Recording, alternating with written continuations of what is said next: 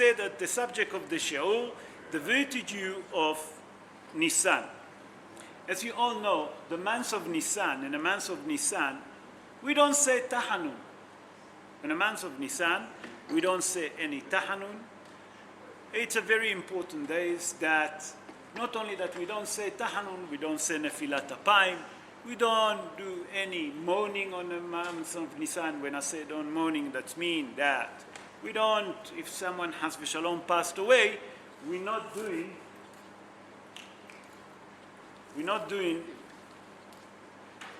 any what we call it eulogies. The eulogies that we do, it's really so minimized. If someone died really on Nissan, then we do very, very little. Very, very little. So why is that? Now, first of all, we have to understand why the month of Nissan comes straight after the month of Adar. We now in Adar Bet, נכון? After Adar come Nissan. Why is it so important? So to understand that, we have to go to the Gemara in Masechet Rosh Hashanah. The Gemara in Masechet Megillah. The Gemara in Masechet Megillah in page 6, folio 2, Hazal tell us, and they explain, that the main reason that Nissan comes straight after Adar, it's to teach us something very important. להסמיך גאולת פורים לגאולת מצרים. That's me. Hazal tell us to associate the redemption, the salvation of the Jewish people that happened in Egypt to the salvation that happened to the Jewish people in Purim, in the time of the Ahashverosh. And that can teach us something else. From here we learn another halacha. What is the halacha that we learn from here? That in a leap year, that we have two Adarim, you agree with me? When do we celebrate Purim? In Adar 2. Why not in Adar Aleph? Because it's to associate the two salvation and the two redemption that happened to the Jewish people, one to each other. Because Adar Bet, it's closer to the month of Nisan. Anyone understand? Yes? But when Nissan first came about, Nisan was before. yes, the first Nissan, there was Adar before anyway. That's right. That's right. And Purim hadn't happened for a long time. So what did we say? להסמיך גאולת פורים לגאולת מצרים. That means all the idea of Purim, where does it come from? Nisan. Do you understand what I'm saying? נכון that the miracle of Purim happened many, many years later, 2,000 years later, around. No, not as much as that.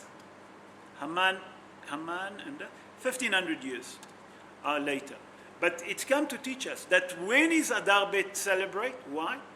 Because of Nisan. So we see from here that the day of Nisan, it's a matter of fact, is a good day. And Hazal tell us, משנכנס Adar, מרבים בשמחה. What does it mean, מרבים בשמחה? All year around you're allowed to be, you're obligated to be in simcha. Not you allowed, you obligate to be in simcha. But משנכנס Adar, מרבים. That means that the month of Nisan, you have to be in full simcha. Do you understand? What happens if you're a mourner? If you? You're a mourner. Yes. What about it? If you're in Adar, You're not allowed. of- No. of I understand. Adar. But the simcha that we're talking, many people take the word simcha and associate it with all different things that they in their mind is think is a simcha. Simcha is to be happy in your heart, in your soul. The neshama have to be happy. Today I got a video of what's happened in Purim. Someone sent me a video that they saw the Saudah in Purim, and they saw a guy putting a bottle of whiskey in his mouth and he's drinking. And I said to myself, but that's not the halacha, it's against the halacha. I wanted to send them back, then I decided not even to bother myself. What I'm trying to tell you, people really think Purim and make from a different thing. And we explain in the Shorim of Purim, where does it say that we have to get shika? It's a adeh lo yada. It doesn't say that you should be shika. Anyway, so now we understand how important is Nissan. Now I'm going to go, why did they call it the month of Nissan? Anyone have any idea? So this morning I mentioned that, and Norman said to me, because the Japanese company, what did you say that to me?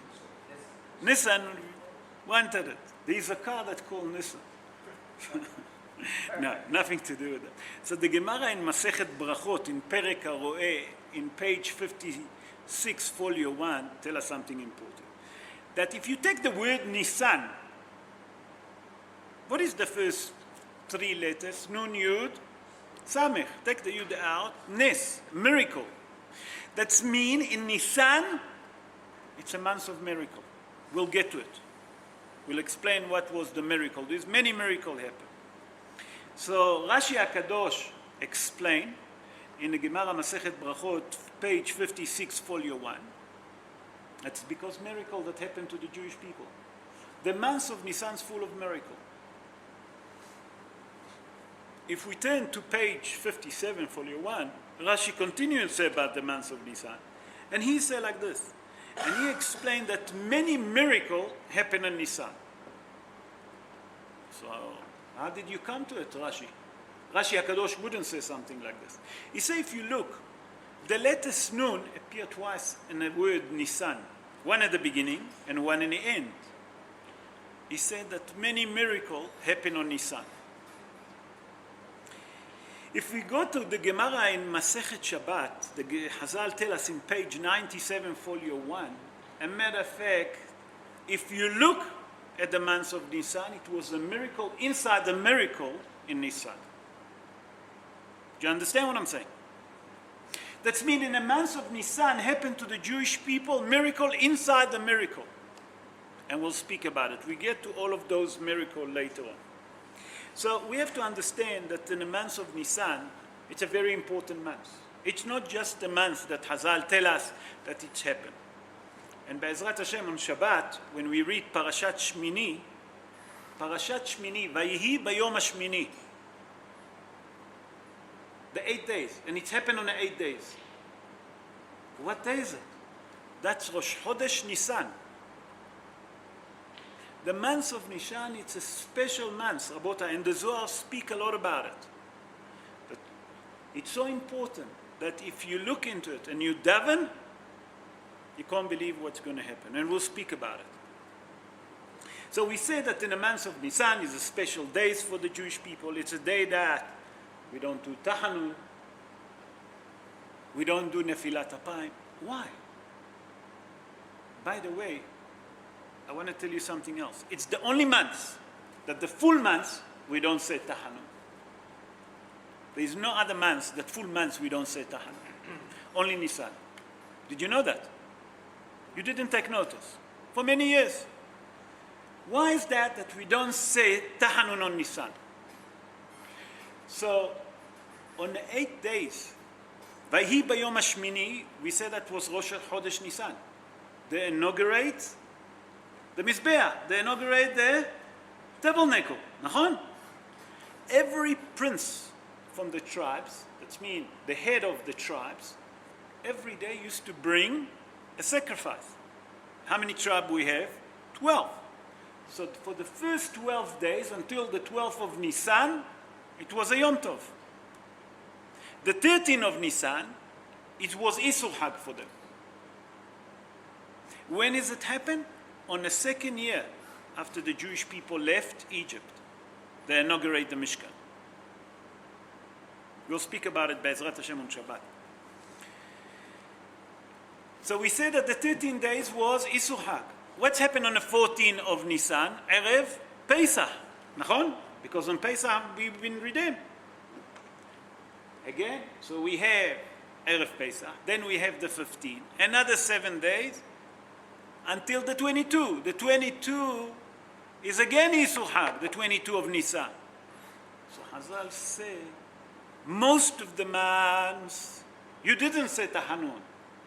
And we, Hazal, tell us, rubo kechulo. What it mean, rubo kechulo? If most of the months you already didn't done tahanun, then you shouldn't say tahanun completely. But it's not simple. I'll come back to it. Where's those 7 days that left? Where are they going to fit? You understand what I'm saying?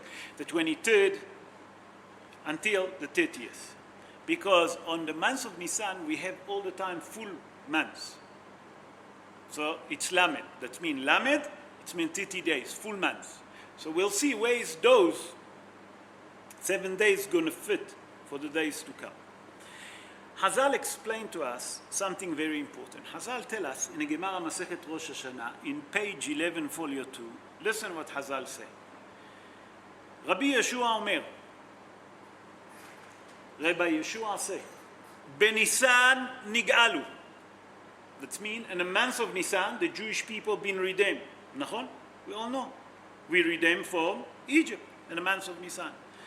Benisan atidim li'gael. That it means that the future redemption, the final redemption of the Jewish people, will be in Nisan. That's mean. Now we're getting to the final understanding. You remember we said that left 7 days? Where is those 7 days going to fit? With the final redemption. But immediately we have a problem. Hazal tell us in the Gemara Moed Katan in page 9, folio 1, En me'arvevim simcha besimcha. That means you cannot mix one simcha with another simcha. If we're celebrating Pesach, we can't celebrate now the inaugurating of the third Bet HaMikdash. So how do you mix it? So Hazal say, no. You know what's going to happen? You're going to be redeemed in Pesach, yes, on the month of Pesach. But the inaugurating of Bet HaMikdash, the third Bet HaMikdash, when it's going to be? After the 22 of Nisan. And that will fill up the full of Nisan. So from here we learn something very important. That Nisan was in the past a miracle month for us. In the present is a miracle for us. And for the future, it will be a complete month, full of holidays. Imagine one full month holiday, doing nothing, eating, drinking, resting, studying. What you want more than that? Being with your family. There's nothing better than that. So we see from here, we're learning that Hazal teaches that the month of Nisan was a miracle time for the Jewish people in the past. In the present is a miracle, and it will be. I just want to share with you one idea. What's happened in Nisan that was a miracle? We've been redeemed, nachon? From Egypt. You all agree with me? What's happened in Nisan? We crossed the sea of reeds, nachon? What happened to the Jewish people when they entered Eretz Israel? Which month it was? Nisan. What happened to them? What miracle happened to them? With the Jordan Valley. As soon as that the Kohanim put the legs on a Jordan Valley, because the Jordan Valley flow, if you read the prophets, he said that all of those water, the Jewish people have to cross the Jordan Valley. Again, another miracle happened. The Jordan Valley got split. You know what was the height of each wave? 12 kilometers. 12 kilometers. So we see from here that the miracle of the Jewish people was with the water. Why dafka water? The water is the most concentrated liquid that there is. There's no other thing that's so concentrated like water. It's to teach us something so important, Rabotai, that when it's come to the month of Nisan, we should focus on water. What does it mean water? Studying Torah. Because the Torah consider water. Now, which miracle happened in Nisan? So we mentioned 3. But there's one very important miracle that I would like to focus. In the 10th of Nisan, HaKadosh Baruch Hu tell Moshe Rabbeinu, tell the Jewish people to take a lamb and tie it to their bed. We all know about it, נכון? Why did they take a lamb and they have to tie it to their bed? Two reasons. HaKadosh Baruch Hu said to the Jewish people, for 4 days, until the 14th of Nissan, you're tying the lamb to your bed. Why? Number one, we know that the Egyptian, one of the idol, what it was? The lamb. They worshiped the lamb.